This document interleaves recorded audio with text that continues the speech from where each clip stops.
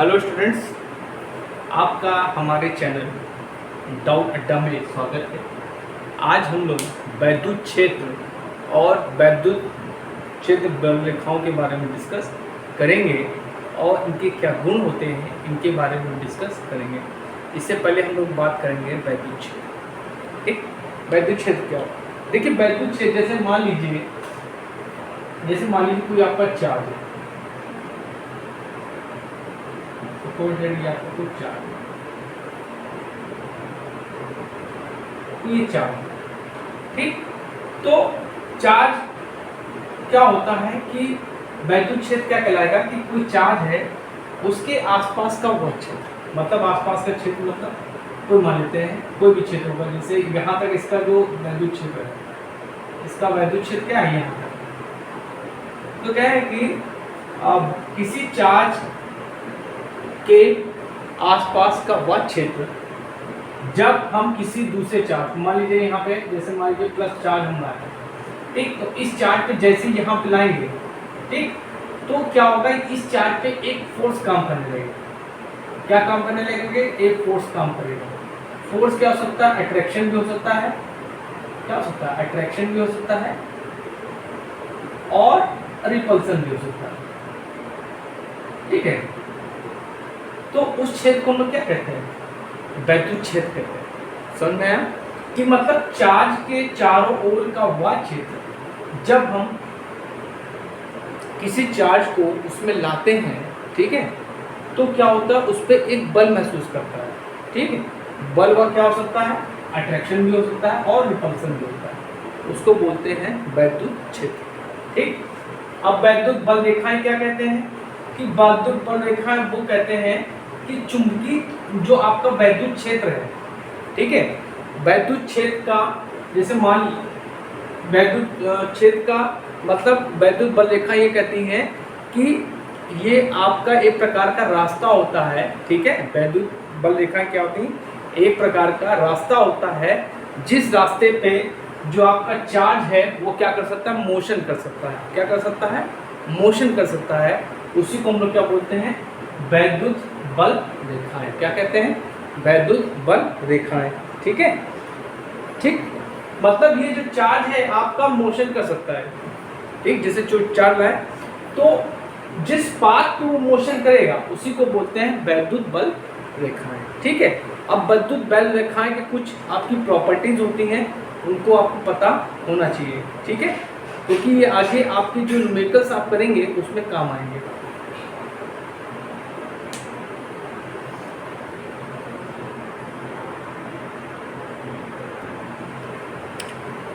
अब देखिए, इन वैद्युत बल रेखाओं के गुण के बारे में हम डिस्कस करेंगे। पहला गुण क्या है कि जैसे मान लीजिए आपका ये चार्ज है, ये पॉजिटिव है, ठीक, ये आपका चार्ज क्या है? पॉजिटिव। ठीक, तो पॉजिटिव के केस में चुंबकीय बल रेखाएं जो होती है वो निकलती है। क्या निकलती है? चुंबकीय बल रेखाएं जो होती है वैद्युत बल रेखाएं जो होती है निकलती है। ठीक, और अगर आपका चार्ज बेटा निगेटिव है, अगर आपका चार्ज क्या है? निगेटिव है, तो वैद्युत बल रेखाएं जो होंगी आपकी क्या होंगी? अंदर की ओर आती हैं।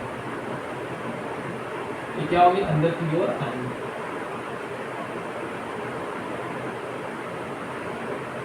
ये क्या होंगी? अंदर की ओर आएंगी। ठीक, अगर आपका चार्ज पॉजिटिव है तो चुंबकीय बल रेखाएं क्या होंगी? बाहर की ओर जाएंगी, और अगर आपका चार्ज निगेटिव है तो चुंबकीय वैद्युत बल रेखाएं क्या होंगी? अंदर की ओर आएंगी। ठीक है, दूसरा क्या है कि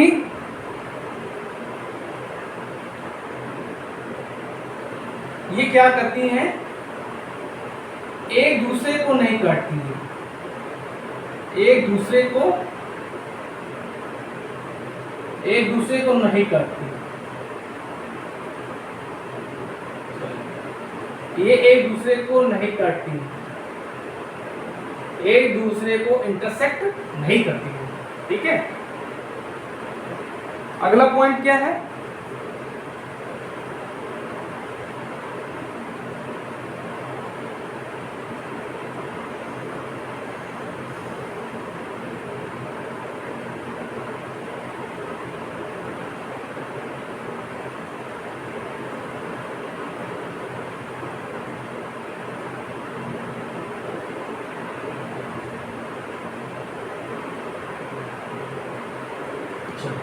ये लिख लिया। तो अगला पॉइंट आपको बताते हैं।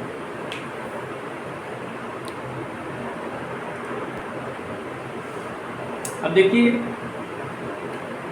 वैद्युत बल रेखाएं अनुदैर्ध्य दिशा में सिकुड़ती हैं, ठीक है। अनुदैर्ध्य दिशा में क्या होती है? सिकुड़ती हैं। अगला पॉइंट क्या है? वैद्युत बल रेखाएं पार्श्व दिशा में एक दूसरे पर बल लगाती हैं, ठीक। और क्या है अगला पॉइंट? क्या है इसका अगला गुण? क्या है? वैद्युत बल रेखाएं किसी चालक से हमेशा लंबवत होती हैं, मतलब इस सरफेस के हमेशा क्या होंगी? परपेंडिकुलर होंगी, ठीक है। इनमें क्या होता है? तनाव होता है, ठीक है। और क्या होता है? वैद्युत बल रेखाएं किसी चालक से नहीं गुजरती। तो ये सब आपके क्या है? ये आपके वैद्युत बल रेखाएं, इनके गुण हैं, ठीक है। ये गुण आपको याद होना चाहिए, ठीक है। अब चलिए अगला टॉपिक हम लोग पढ़ते हैं, वैद्युत क्षेत्र की तीव्रता। वैद्युत क्षेत्र की तीव्रता।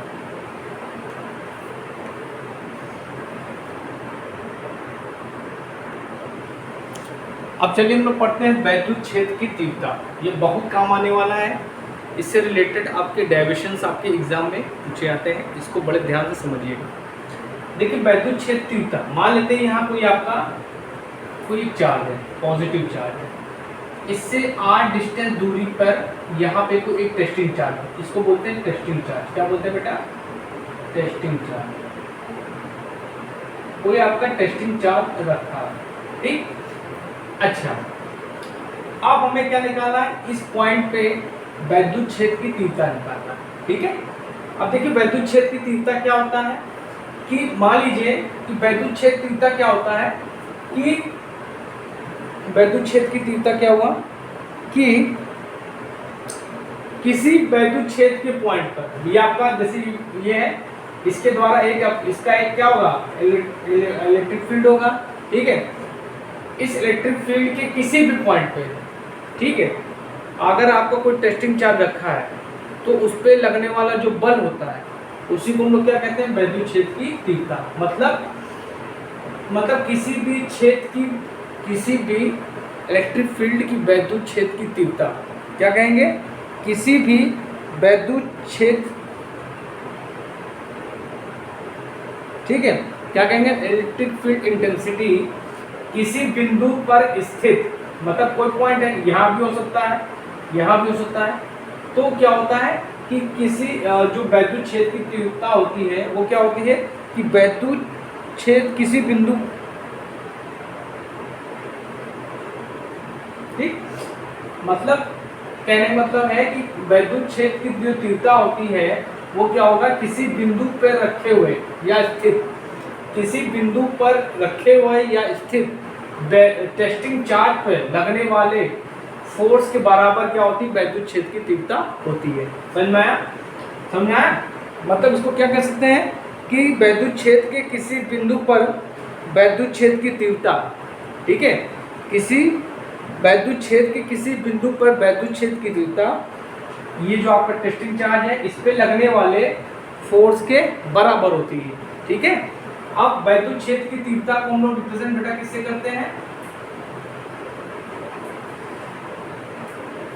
इसको रिप्रेजेंट करते हैं हम लोग ई से, इससे रिप्रेजेंट करते हैं ई से, ठीक।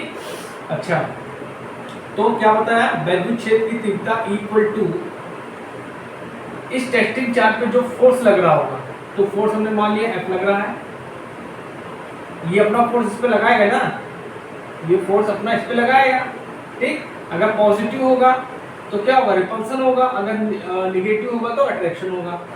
तो इस पे जो फोर्स लग रहा है वो बटे ये टेस्टिंग चार्ज, ये कहलाता है आपका वैद्युत क्षेत्र की तीव्रता, ठीक। अच्छा, अगर हम इसकी यूनिट की बात करें तो इसकी यूनिट होगी न्यूटन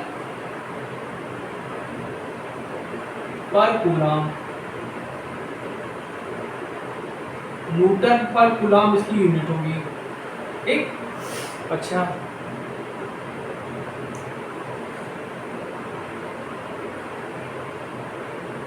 अगर हम इसका डायमेंशन निकालें, ठीक है, अगर इसका हम डायमेंशन निकालें तो देखिए F का डायमेंशन क्या होता है? ml t-2 होता है और इसका होता है 80, ठीक।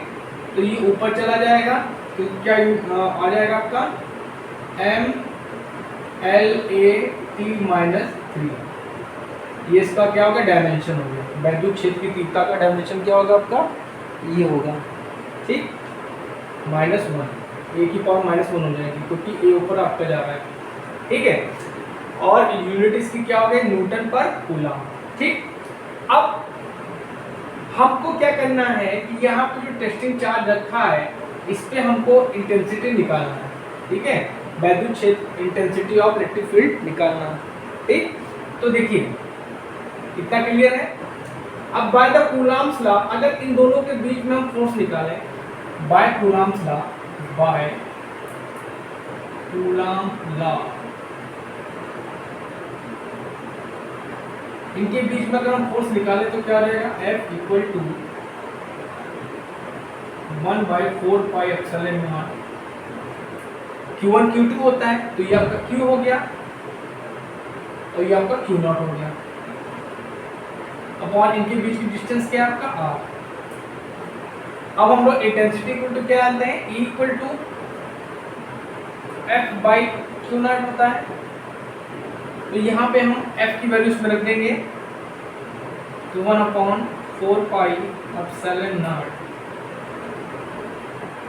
Q0 अपॉन Q0, तो Q0 कैंसिल हो गया, तो आपकी इंटेंसिटी क्या आ गई, E equal to 1/4πε0 Q by, यहाँ पे R स्क्वायर लिखा बेटा, R स्क्वायर। तो बेटा इस फॉर्मूले का हम लोग बहुत यूज करेंगे, ये फॉर्मूला जो है आपका यूज होगा। इंटेंसिटी अभी आप एक्सियल और उस फॉर्म में निकालेंगे तो दो कंडीशन पे, तो इस हमको इंटेंसिटी निकालनी होगी, ठीक है। तो आज हमने क्या पढ़ा, वैद्युत बल रेखाओं के गुण और वैद्युत क्षेत्र की तीव्रता। अगर आपको मेरा पढ़ाया गया टॉपिक समझ में आया है तो प्लीज़ मेरे चैनल को लाइक करिएगा, शेयर करिएगा एंड सब्सक्राइब करिएगा, जिससे मैं आप लोगों के लिए और अच्छे वीडियोस बना सकूँ। Thank you.